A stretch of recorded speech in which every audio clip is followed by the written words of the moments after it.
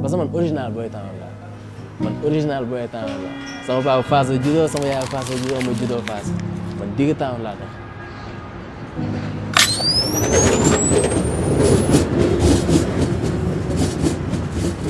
Jambar production cosaan nete ñëw no saax la dam tapir ca kun sale Jambar production cosaan nete ñëw no saax la dam tapir ca kun xelke Jambar production cosaan nete ñëw no saax la dam tapir ca kun xelke Jambar production cosaan nete ñëw no saax la dam tapir ca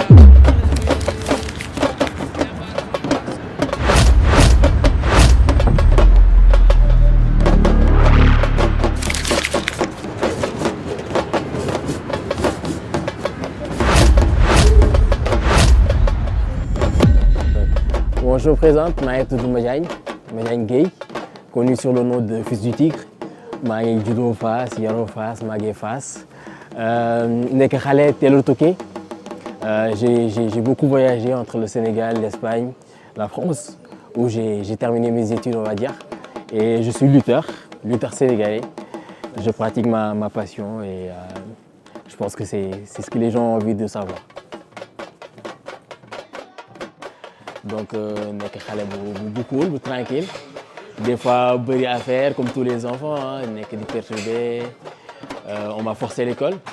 Mais vrai que ne du woon loo xam ne moom laa bëggoon mais bon dem naa école jàng naa am samay diplôme et par la suite chronologie bi je pense que les gens le savent déjà. J'ai fait mes études au Sénégal. Benn moment bi dem naa Espagne rejoindre sama yaay dellusiwaat Sénégal ba ni may amee sama BFM def sama seconde par la suite laa ñëw France pour continuer samay jàng. Parce que maa ngi juddoo Fass ba bi may nekk jeune on m'a donné bi ma jox sama maam moo ma yar mais notre maison familiale est à Fass donc Fass laa doon nekk tout le temps Fass laa doon jàngee sama maam Fass la dëkk donc j'ai toute ma famille qui est à Fass quoi mes amis mun naa ne doomu boy Fass quoi doomu Fass laa juddoo mais jot naa màggee Sicap donc j'habitais à Liberté 6 foofu laa jàngee Jëppal Xaar Yàlla kon boy Cap si ils font partie de moi quoi Fass laa juddoo Fass laa yaroo mais Cap si la màggee on va dire. ñun fekkee ñu presque dara ñu ngi fekkee presque fin wu carrière am ci bi muy combat bi muy gën a bi ma mën a xalaat boo xam ne je peux en parler c'était son combat à Lac de Guiers 1. Bien vrai que j'étais un peu plus petit mais combat boobu li ci spécial mooy Fass sama fekk j'étais encore petit bi combat bi daw sax maa ngi nelaw je n'ai pas regardé directement quoi yuux yi ñoo ma yee après gars yi ñëw gaale bi mu daanee noonu Fass yëpp maa ba si ñëw kër ga am sama benn gars mi ngi tudd Assane maa ngi koy nuyu au passage moom ma yëkkati ci ay nelaw noonu day fekk ma yëkkati ma teg ma si mbagam quoi génn ak man ñuy daw biir Fass bi. Ce qui est spécial mooy sama papa dafa retourner Fass di def une sorte de caravane mu retourner di daw noonu comme que man j'étais sur les épaules de mon grand après dafa romb rek Balla Diouf moo ma gis il m'a pioché comme ça gars xaw ma yëkkati teg ma si oto bi après sama gars ne yi sàcc nañ ma jañ quoi genre sàcc nañ ma et tout et c'était un peu bizarre parce que on va dire da ngay nekk boy tu vois y a le foule autour gars yi nekk autour crie tu vois ton papa à côté.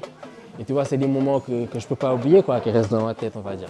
Ouais, c'est le combat qui m'a le plus marqué. Le combat où m'a marqué, c'est combat au pas. Après, man, j'ai toujours rêvé d'être lutteur, on va dire. Donc, moi, je veux lamb. Bien vrai que c'est pas quelque chose que je manifestais. Parce que gars, ils m'ont dit école, jang et tout. Mais dans ma tête, de mon def sama bopp que ni bon, peut-être tôt ou tard, je vais devenir lutteur. Je ne sais pas demain si les gens seront d'accord ou pas.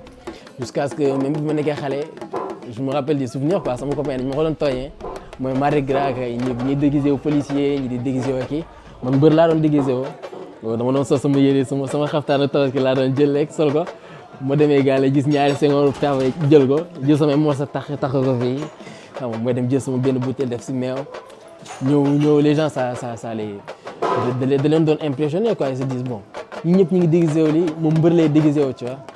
Y'en a qui se disent non bon yow da ngay sonn ci jàng bi rek mais tôt ou tard da ngay bëri ci quoi et même say copains da ngay dem football yi waaw des fois ñu passe ba nga contrôler moom mooy ñu ne ah waay booy demal bëri ci waaye tu vois mënoo def lii mënoo def la et du coup tout le temps lamb da doon ñëw quoi da ngay bëree tôt ou tard da ngay bëree et bon après c'est quelque chose que j'aime quoi. Il y a vrai que ni bon sama papa mosul bëgg ñu bëri ñoom et je pense que c'est comme tous les lutteurs parce que làmb dafa metti kenn bëgg sa doom bëri mais bon je m'étais gardé dans la tête que tôt ou tard damay dem bëri. Bon à savoir man sama relation ak papa bi c'est un peu bizarre on va dire parce que man sama papa yaruma sama maman moo ma yar du coup dafa am benn kersa bu dox suñu diggante man ak moom du coup man mos naa bëgg bëre yàgg naa bëgg bëre mais je n'ai jamais osé lui dire en face tu vois. C'est ça que ma commencé màgg tu vois mu xam ne kii il s'intéresse beaucoup à la lutte parce que dañu doon toog mu koy wax ay mbër yoo xam ne mu xamul leen sax pourtant mu ngi ci milieu làmb bi nga waroon tudd ay mbër yoo xam ne ba yéen na ngeen def ba kii man ko bon man je passe ma vie à regarder des combats quoi. Après loolu petit à petit des fois man ko ah mais pas man damay bëre ji de au début il me prenait pas au sérieux quoi comme tout le monde saa yi mu mos a wax damay bëre gars yi dañu naan da ñuy yëpp quoi parce que yaa ngi say jàng yaa ngi say diplôme yaa ngi commencé liggéey t'as un peu d'expérience professionnelle donc boo nee yow da ngay xëy bëre nii après peut-être vision ma am si làmb ak ñoom bokk quoi mais c'était un peu bizarre au début il n'y croyait pas il ne prenait même pas au sérieux sama rakk bi Mohamed laa ko doon wax c'est lui qui faisait passer le message en fait moo ko doon wax sama papa moo ko doon wax sama ay ndijaay mais ah Madiang day ñëw bëre si de voilà bon après lui c'est colle à colle quoi moom paa bi la mos a nekkal du coup moom amoon na il avait beaucoup plus il était plus à l'aise pour wax ko ni Madiang day bëre si.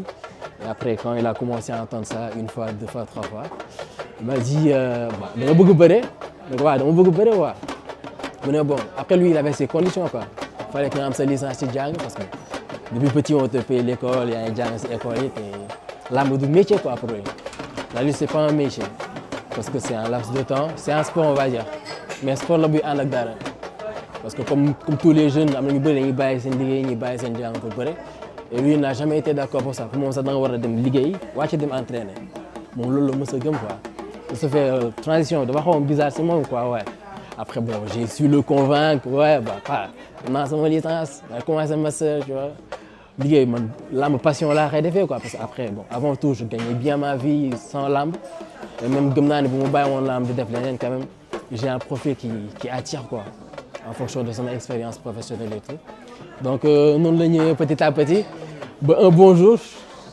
on en a parlé mu ne ma bon il y a le promoteur qui veut ton combat quoi au début je croyais pas je dis non je me disais non c'est pas possible parce que après c'est un rêve quoi.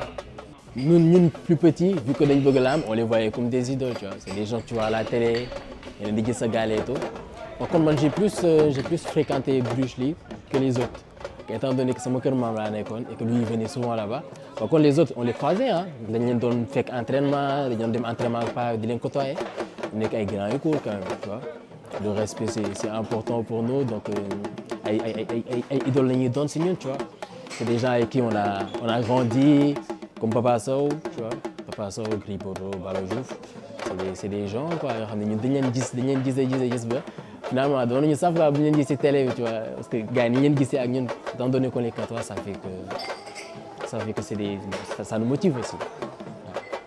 À savoir man j'ai voyagé la première fois que je suis venu en France c'était en 2015 mais c'était pour des vacances Espagne laa nekkoon ñëw France CRCD mais je suis venu m'installer ici en 2017 à savoir que laa defee sama bac je fais un bac en gestion finance par la suite ma dem fac j'ai été à Poitiers j'ai fait Angoulême Poitiers j'ai beaucoup voyagé en France quand même dem Poitiers fac après fac bi ça m'a pas trop plu quoi fac Sciences Éco laa nekkoon j'aimais pas trop tomber période de Covid du coup je me suis dit ça m'a un peu cassé après par la suite j'ai repris par un BTS j'ai déménagé à Bordeaux voilà defee BTS gestion des transports bi ma paree foofu bon après bon quand je travaillais en entreprise j'avais plus le côté commercial où je parlais aux gens et tout ça m'a bien plu j'ai changé de filière pour faire un bachelor en développement commercial et j'ai terminé par un master ici en management du développement commercial loolu mooy sama parcours et j'ai tout fait en alternance quoi. Ça m'a permis de travailler de voir comment c'est le marché du travail gis gars yi liggéey et tout ça m'a beaucoup plu quoi son parcours je trouve ça riche quoi. À savoir quand je suis arrivé en France j'étais plus focalisé sur le foot football à 2 ans jot naa football 2 ans en D1 D3 pendant 2 ans et par la suite j'ai repris parce que moi j'ai toujours été amoureux des sports de combat ma xam naa ne bu dul woon lamb sax j'aurais fait autre chose comme boxe ou MMA comme mon petit frère mais j'ai fait 1 an de boxe Par la suite, j'ai repris la lutte. À savoir que la lutte libre, j'avais pas trop de clubs sur les petites villes. Dès que je suis arrivé à Paris, je me suis inscrit à Paris Lutte Olympique. Pendant 1 an, 2 ans où je faisais des compétitions partout en Ile-de-France. Et bokk na sax ci li ma gën a sollicité, li ma gën a yee pour ma ne bon, je vais aller au Sénégal pratiquer ma passion. Processus, c'était un peu bizarre parce que bon, au Sénégal lañ jógee te bërëb yëpp ay bëre jàpp la da ngay jàpp ngeen mu bëre. Tu vois, bien vrai que nous, bah, mon papa il a fait de la lutte libre. Après, c'était un peu bizarre, mais tu retrouves tes automatismes. Tu as beaucoup plus de facilité à lutter sans autant jàpp ngeen. Et ça s'est fait naturellement. Quand je suis arrivé, je me suis inscrit en tant que débutant de lutte. Et après, il m'a fait 2-3 séances, il m'a dit, mais t'es pas débutant. Toi. Parce qu'on a beaucoup de similitudes dans nos clés, que ce soit des ramassages de jambes, enfourchement, bras volés. C'est des techniques qu'on ne voit pas souvent ci bëre sénégalais parce que c'est trop risqué. Du coup, ça s'est fait, l'adaptation, ça s'est fait très rapidement. Et donc, après, on a eu chance, il a pu fréquenter mon père à l'INSEPS quand il était lutteur. À savoir, nous avons joué au Sénégal, nous avons fait des stages de lutte. Donc, ça me papa, nous avons vu un jour, nous avons fait un lycée touré pour compétition, nous avons gay. Je gay comme Moustapha Gueye. Ah, c'est mon père. Il m'a dit non, c'est pas vrai. Après, tu as mais bon, tu connais Aline Diouf et tout? Je dis, bah, je le connais parce que j'ai entendu son nom, il a affronté mon père et tout. Et donc, comme ça, j'ai pu faire mes pas, quoi, chez Paris Lutte Olympique, avant de retourner au Sénégal. Bon, il le savait, quoi, parce que bon, je lui ai demandé des conseils. Mais il m'a dit, bon, par rapport au club de lutte, pourquoi? Parce que mon dafa gëm que ni bëre du bëre Sénégal rek. Parce que bëre bi wute na. Ici, tu es un peu plus cardio, tu es beaucoup plus puissant, tu es beaucoup plus fort, tu es beaucoup plus technique. Parce que moom dafa jàpp ne loolu moo def différence am ak yeneen bëri. Def na mbapat comme ñoom, bëre na bëri àll, bëri séeréer yi. Mais il avait un peu ce côté technicité. Lutte libre moo ko permettre mu gagner ay clés yoo xam ni moom am na wax te ñeneen ñi amu ko. C'est-à-dire que tu peux être à 10 kilos de plus que lui, xam na fu mu lay jàpp pour daan la. Et bon, il m'a conseillé de continuer. Il m'a dit bon, c'est l'école quoi. Il y a une école mbapat, il y a une école lutte fi. C'est ce qui fait la différence et c'est ce qui te rend un peu plus riche quoi. Tu bëre bi ngay def, ça fait que am na technique yoo xam ne amuñu ko. Mais après, il faudra s'adapter parce que bëre yi wute nañ. Ici, on est beaucoup plus à l'aise, ça peut être spectaculaire et tout, mais Sénégal, bien dit, c'est un peu terminé, quoi. Donc ça fait que bon, l'adaptation, il s'est fait naturellement. Ah ça va, maman j'ai mis son billet. On avait des propositions comme quoi on te paye ton billet aller-retour. Si tu veux faire ton combat, tu essayes. Mais tellement j'étais pressé, j'ai payé les billets de moi. Ça me poche la gueule, faire les billets. Je me suis dit non, c'est le moment quoi. Après je me dis que bon, si je perds beaucoup plus de temps, je deviens un peu plus âgé. Et à savoir, je suis quelqu'un, j'ai peur du regret quoi. Réccu laa gën a bañ sama àdduna mooy toog waroon naa def defuma. Ça fait que dama ñëw rek mais bon, j'achète mon billet, j'y vais. Et une fois sur place, peut-être que les gens ils vont beaucoup plus y croire. Peut-être que gars yi nañ ma gën a jox fula dinañ gëm ne kii dafa ñëw pour bëre si. Parce que bi may ñëw bon, c'est parti sur un coup de tête quand même. Face dañ créé benn groupe avec mes copains. Du jour au lendemain, on est 200 sur le truc. Tout le monde parle. Ñu ngi lay xaar. Déjà, j'ai eu l'impression qu'ils étaient beaucoup plus pressés. Gis ma man ma ñëw bëri que man. Du coup, ça m'a beaucoup plus motivé, ça m'a boosté. Comme ni ko booy di waxee départ na quoi. C'était un peu bizarre parce que du jour au lendemain, tu passes d'un gars lambda à un gars à qui on interpelle dans la rue. Dans le tram, là, hey yo, bye, tigri chaud, tu vois, des histoires comme ça. Du coup, ça c'était un peu bizarre au début parce que bon, je n'étais pas habitué à ça, à savoir que je suis quelqu'un de très discret. Même sur mes réseaux, je ne mettais pas beaucoup de photos. Et du jour au lendemain, tu es reconnu dans la rue, quoi. Ça fait un peu... le mélange, il est un peu bizarre. Mais après, bon, on a grandi dans ça. Hein. Moi, j'ai grandi en voyant mon père aduler, des gens venaient chez moi le voir. Tu vois. Bon, dans rester ça, les gens, bizarre, tu vois. Et après, petit à petit, je pense que c'est une adaptation, quoi. Adapté au tu dis Disney, tu dis dormir des photos, tu dormir des filmer sans ton consentement. C'est l'adaptation, quoi. Petit à petit, tu t'y fais, on va dire. Bon, Tchol, au début, bon, ça lui a paru bizarre, quoi. Même moi, pour un gars qui n'a jamais lutté, tu as des vidéos de partout. Tu passes des gens t'appellent champion alors que tu n'as pas encore lutté. Et bah, après, psychologiquement, ça te met un peu la pression. Mais après, lui, il essayait tout le temps d'être à côté de moi, de sorte à ce que loolu yëpp bañ a nekk sama bopp quoi. Me concentrer ci li ma jëm j'avais un combat fallait être concentré. Mais bon je pense que c'est loolu mooy gën a yàq sama làmb. Après pression je veux ne pas parler de pression parce que man personnellement muy dugg si làmb ji awuma pression quoi. Mais au fur et à mesure du temps nga gis nit yi di ñëw nga gis nit yi li ñu ciy def ak li ñu ciy daj bon ça te psychologiquement ça te travaille. dama mës a gëm que ni doomu bañ a nekk doomu mbër mais ëpp chance que nekk doomu mbër parce que bañ a nekk doomu mbër t'as moins de pression li nga bëgg def di nga ko def mais après bon toi t'as ton histoire l'histoire de ton père l'histoire de ta famille ça en fait beaucoup pour quelqu'un qui n'a jamais lutté mais bon ça c'est psychologiquement bah, petit à petit tu travailles dessus et tu passes quoi. Mon premier bi rek moo waroon métti te métti na jàll na donc le reste je pense que ça va bien se passer inchallah. Bah lui limite il voulait pas me parler quoi. Lui bëggul woon wax ak man parce que bon je pensais que pression supplémentaire la boo seetloo sax ci làmb yi ñëwul sama cumukaay tout ce qu'il a dit il m'a dit à la maison on avait fait notre planning que j'ai un peu teg suñu stratégie man ma jaar def li ma neex mais bon ça c'est toujours pareil hein mbër bu ndaw nga te mets pas la pression les gens vont crier ça va être bizarre pour toi mais tu fais ton combat zen posé ki ngay jàmmarloo sa nawle la respecte-le, fais ton combat de manière tranquille. T'as passé 3 mois à t'entraîner, donc il y a entraîné pour que Asalo quoi. Ne fais pas un combat bâclé, et c'est ce que j'ai fait. Bah, beaucoup de regrets, hein. J'étais trop pressé, bah, pareil, bon. Il y avait un manque de respect quoi. Je respectais pas trop mon adversaire. Quand je me suis dit que bon, les préparations ne sont pas les mêmes, jàppale yi bokkul donc c'était comme ça. Je me suis jamais mis dans la tête que ni kii war na ma mën a daan quoi.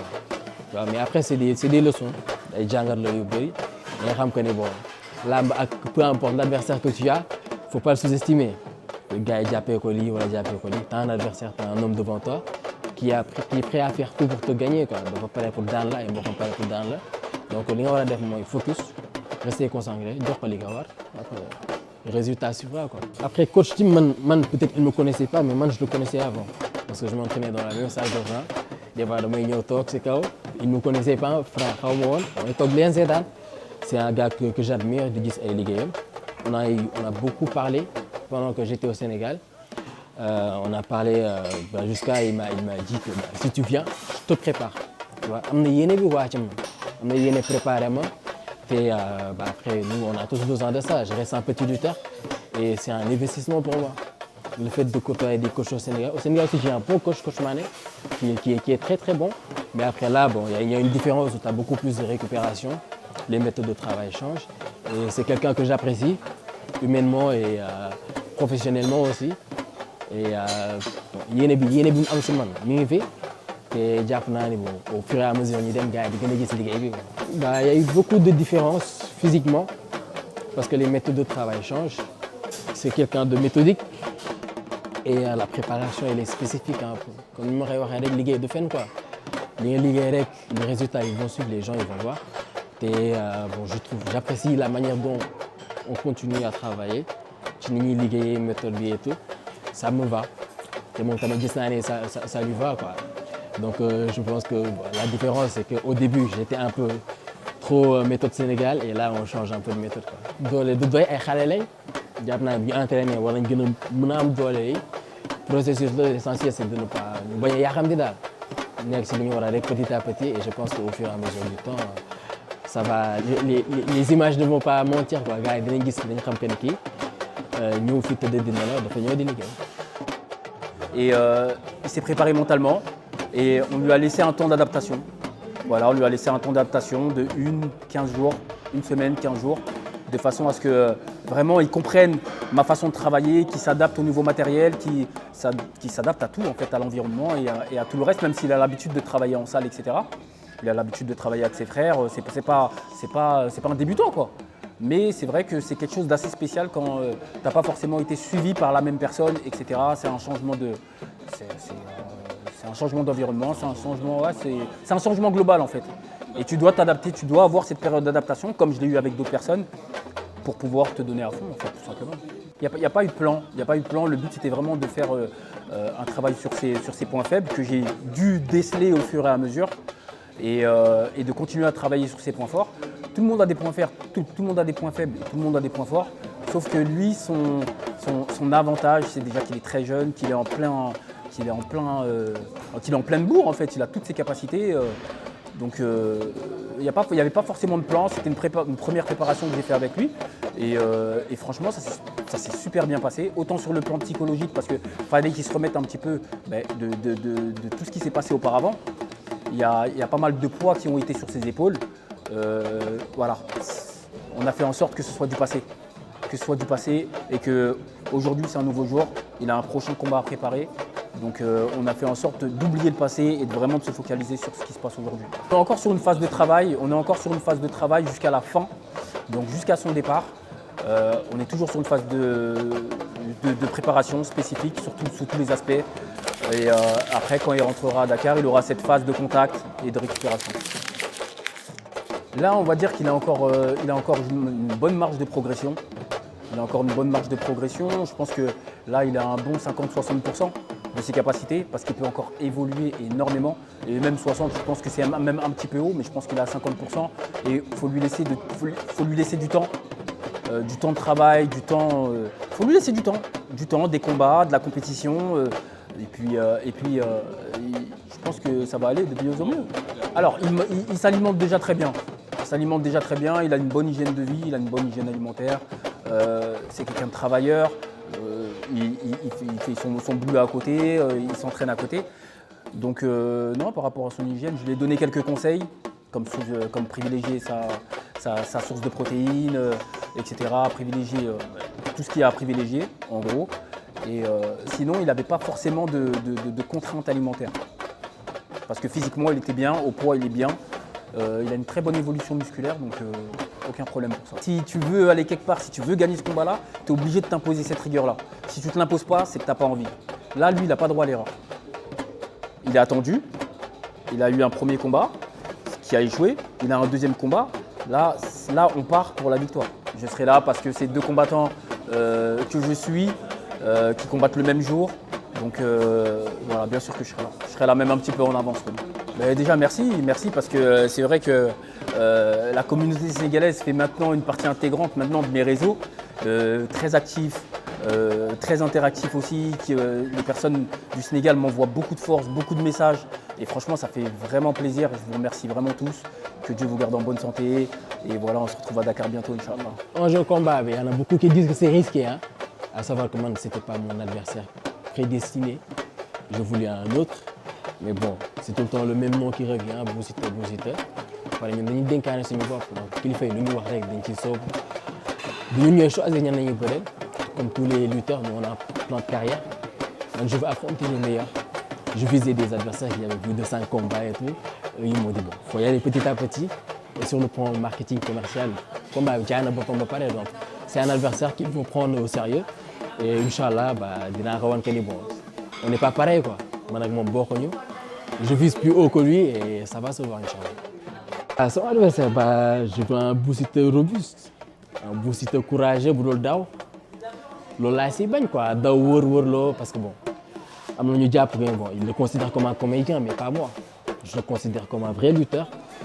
Il a fait des combats, des combats références donc je le prends au sérieux. Vous faut gagner de me tenir parce que des comédiens et tout. Non, j'ai tout donné et je pense que le jour J, on verra un bon combat. Il me réunir avec moi. Ne pareil quoi, parce que j'ai pas envie d'affronter quelqu'un qui n'est pas prêt quoi, qui ne s'entraîne pas. Ouais, dis-le gars, ñun li ñu boole phase la, li ñu boole deret la. Ce qui veut dire que man bu ma siggee ci cër bi nii di xool ñi fi nekk yëpp bu ñu dee 1000 900 yi mën naa jaay seen tur seen sant maa ñoom deret la quoi du làmb ba pare bon gars yi bëggoon gis leneen namoon peut-être famille Gueye ci làmb de ce fait que ne gars yi ñoom xam nañ quoi xam nañ li fi jàll xam nañ ci liñ jëm xam nañ seen mbër donc ñun li ñu defoon bu ñu ñëwee dañ bëgg a doubler dañ bëgg a def lu raw loolu. Parce que après peut-être premier combat, les gens ils ont pas vu parce que troisième combat là def. Mais Inch'Allah bu ñu ñëwee ci stade bi képp ku fay indi supporter doo ñëw fi supporter bi ça. Parce que lamb ji Dakar moo soxla, Fass moo soxla. Inch'Allah te nañ ko jël au sérieux bu ñu ñëwee nañ xam ne ñun ñëw nañ.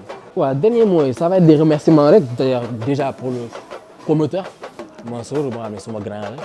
C'est un gars qui est vraiment professionnel, qui tient parole et on a besoin de ça parce que quand on travaille avec des gens yoo xam ne relation de confiance dina si nekk à part ça remercier sama gars je remercie sama copain yi ma nekkal fii Cheikh maa ngi koy siyaar bu baax ma soeur je suis chez ma soeur qui est avec son mari Moustapha avec son mari son fils Moustapha di leen gërëm bu baax di remercier aussi coach team parce que depuis on est ensemble on travaille di nuyu waa Fass nuyu Town Sicap Liberté 1/6 Dieuppeul Derklé xam nga message bi ñaari tali Grand Dakar HLM booy Town yi quoi waaw di woo ñëpp di leen wax nañu wàcc xam nga bés bi suñu bés la bésu Ndakaaru la te bu ñu ñëwee dañ bëgg gaa yi xam ne ñun ñoo ne incha allah ñu ñëwee fecc mu neex ñu bëri ñu neex te mooy daal bu soobee yàlla.